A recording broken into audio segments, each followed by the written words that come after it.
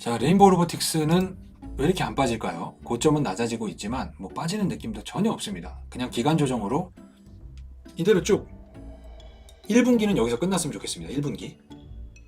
레인보우 로보틱스가 저희 작년에 끝날 때 신고가 안 하고 끝났으면 좋겠다라고. 이거는 좀 뭔가 좀 정말 우리가 원하던 대로 움직였잖아요. 우리가 신고가 안 가고 끝났으면 좋겠다 했는데, 그리고 나서 바로 새해가 되고 나서 신고가를 형성하고 날아갔잖아요. 한 1분기까지는 좀 조정을 잘 받았으면 좋겠습니다. 뉴로메카도 이 가격에서 그냥 옆으로 갔으면 좋겠어요. 이대로 그냥 쭉 옆으로 좀 갔으면 좋겠습니다. 아마 이 매물 지지선 이탈을 할 것 같지는 않아요. 거래가 실리면서 이탈을 한다라는 건데 그럴 것 같지는 않습니다. 만약에 뭐 뉴로메카 같은 게 이 지지선, 매물 지지선을 거래를 실으면서 이탈했다라고 하면요, 밑에서 받을 준비해도 됩니다. 떨어지는 칼날을 받아도 되는 게 로봇 관련 주식이라고 생각을 해요. 그 로보티즈 같은 경우도 여기에서 계속해서 좀 박스권의 흐름이지 않을까. 오늘 좀 아침에 흐름은 괜찮았으나 보이는 그림 그대로 설명하자라고 하면 5일선은 회복하지 못하고 끝났다 하지만 거래가 늘고 있다. 그리고 상대적으로 오르지 않았던 게 서비스 로봇이기 때문에 큰 걱정을 하지 않고 뭔가 선긋기 놀이하기 좋게 29,000원을 자 고점 갭으로 뚫고 이렇게 뭐 지지 29,000원 밑에서는 매수의 영역이지만 기간은 길어질 수 있으니 여기선 분할 매수로 하는 게 낫겠다라고 생각을 합니다. 하지만 로보티즈의 흐름은 로봇 주식이 좀 괜찮을 것 같아요. 유일로보틱스도 괜찮은 회사입니다. 유일로보틱스도 괜찮은 회사인데 얘가 원래는 여기 때까지는 거의 그러니까 1, 2, 3등 중 안에 들어갔었어요. 로봇 관련돼서. 근데 뉴로메카 들어오고 나서 얘가 갑자기 처지네. 뉴로메카에서 유일로보틱스랑 겹치는 부분이 많아요. 그때 우리 로봇 박람회 가서 보셨던 분들은 아시겠지만, 그렇다 보니까 갑자기 뉴로메카 쪽으로 좀 이 매수세가 옮겨갔는지 모르겠으나 얘도 보면은요, 뭐 협동 로봇에다가 산업용 로봇 다 해요. 그리고 뭐 우리가 다 아는 그 납땜하는 거나 뭐나 다 하죠. 방수해갖고 안에서 수중 납땜이랑 이런 것도 다 하는데, 뉴로메카가 나오고 나서 좀 살짝 잊혀진 느낌이지만 뭐 실적도 이렇게 됐지만 지금 로봇에서 작년 실적은 의미 없다. 올해부터 돌아서는 걸 본다라고 한다라고 하면 유일로보틱스도 부담은 없습니다. 부담은 없는 자리예요. 하지만 거래량이 필요하다. 위로 매물이 많이 쌓여 있다 라고 생각을 합니다. SBB테크가 위에서 조정 잘 받고 있고요. SBB테크도 괜찮고, 이거는 홀딩입니다. 지금 괜찮다라는 게 흐름이 안 꺾였다라는 거지 사면 안 된다. 그리고 두산은 시간이 좀 걸릴 수 있겠으나 좀 긴 호흡으로 보신다라고 하면 두산 괜찮습니다. 긴 호흡으로 아마 요 매물 지지는 깨지 않을 것 같아요. 이 안에서는, 그러니까 이런 애는요, 9만원 한번 넘었다고 하면 9만원 이하에서만 좀 매수하고, 예를 들어 10만원 넘었다고 하면 10만원 이하에서 매수하고, 이런 식으로 가격대를 정해놓고 매수해도 괜찮아요. 두산하고 인탑스가 상대적인 시사가 안 나고 있는데 시간이 지나다 보면 저때 가격이 쌌구나라고 생각할 수 있습니다. 근데 참 꼴보기 싫지 인탑스. RS 오토메이션이 아침에 무슨 뉴스 나왔던데 월드클래스 300 뭐 과제 최종 승인 원래도 여기 포함됐었는데, 어쨌든 이 모션 제어 쪽으로는 아직 시세가 전혀 나지 않았어요. 아지넥스텍하고 RS 오토메이션 이쪽도 아마 다들 감속기 쪽이, 아무래도 감속기 쪽이 그 마진에서 차지하는 비중이 크다 보니까 더 관심 있는 건 맞는데 상대적으로 너무 푸대접입니다. 그래서 만약에 로봇에 있어서 지금 신규로 들어간다라고 하면은 이 모션 제어 쪽이 한번 시세가 날 수 있습니다. 안 났었기 때문에. 자, 그리고 아까 말한 그 AGV 러셀 로보틱스, 이 자회사 러셀 로보틱스인데 얘도 급등했다가 지금 깨지고 있진 않아요. 근래 한 달 동안 저희 영상에서 이 200일선 바닥 돌파에 대한 종목들의 흐름을 여러분들이 기억하실 겁니다. 러셀도 이 200일선 이 중장기 이 저항을 골든크로스로 뚫고 거래를 싣고 넘어갔잖아요. 여기에선 이 밑으로 조정이 만약에 10% 정도는 올 수도 있으나, 만약에 이것 뚫은 거에 대한 조정이 온다라고 하면요, 매수의 기회입니다. 근데 저 칩스 들어간 애들 지금 다 흐름 좋아요.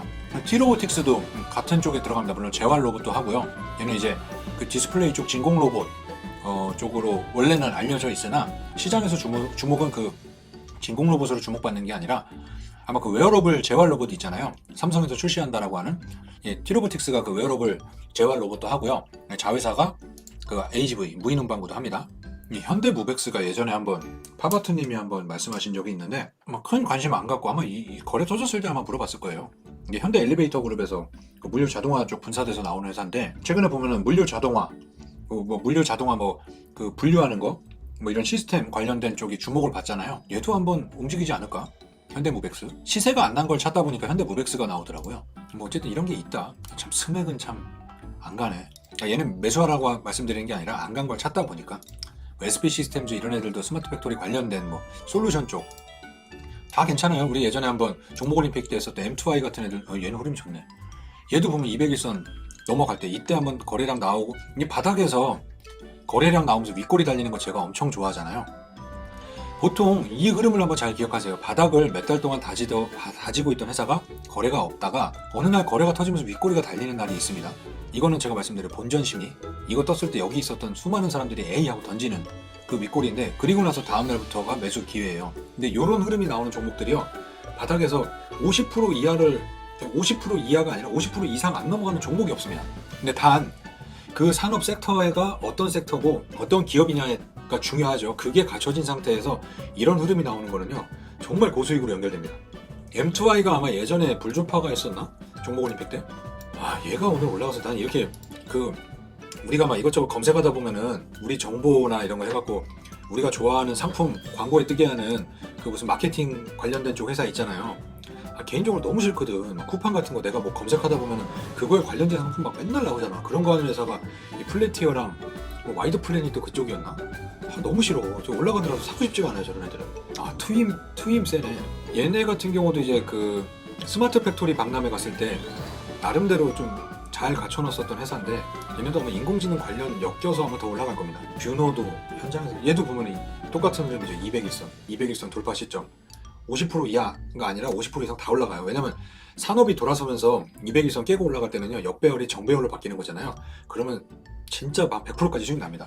뷰노도 흐름이 좋은 거면은 루닛도 좋겠네.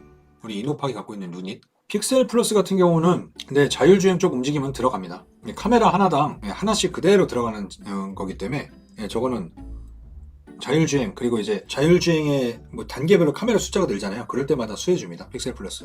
그리고 뭐 굳이 뭐 반도체 쪽, 그리고 검사 장비 쪽도 수혜주고요. 그리고 뭐 두산 테스나 이런 애들도 수혜줍니다.